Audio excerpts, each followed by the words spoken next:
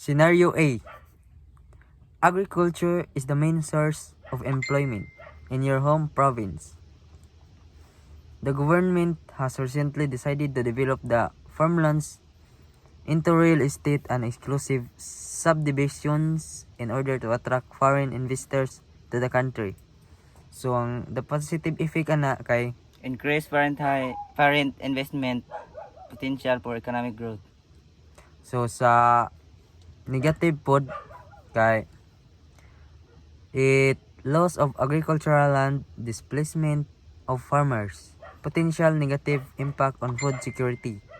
Ayan, case by case kay could lead to modernization and development, but also potential social and environmental cost. Requires careful planning and consideration of local communities. Scenario B. You decided to purchase a new shirt through an online shop based in London. Tas yung positive kay kan access to a wider variety of goods, potentially lower prices. So, ang negative kay supports foreign businesses over local ones. Potential environmental impact from shipping. Tas ayang case by case kay convenient for the consumer but may have broader economic and ethical implications. So, next nga kuan scenario. Scenario C pa man. Scenario C pa? For scenario C, the Philippine government is being pressured by the current economic crisis to import rice from Taiwan and other nearby countries in the region. Tas yung positive kay ensures food supplies during a crisis, potentially low prices for consumers. So, negative kay dependence on foreign countries, potential negative impact on local farmers may indicate a failure of local agricultural policy. Yung case by case kay necessary in the short term but requires long-term solution to improve local agriculture production and food security. Tas sa next scenario kay scenario D. Scenario D. A multinational corporation decided to close.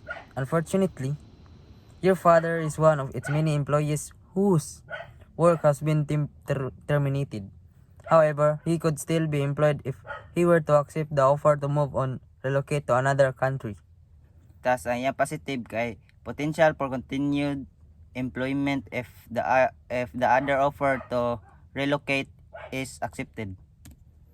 Negative effect kay job loss, disruption to family life, potential financial strain. Yang case by case kay depends on personal circumstance, willingness to relocate, and the suitability of the new job and location. Tas scenario C, E de.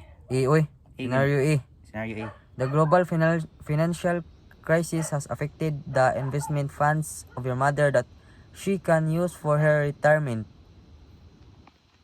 So, sa positive kay Sa positive kay may prompt persistent financial planning and investment strategies. Sa yang negative kay reduce retirement income, potential need to work longer, increase financial insecurity. Sa case by case depends on the extent of the losses, the diversity of investment, and the time remaining until retirement. And that's all. That's all. Thank you.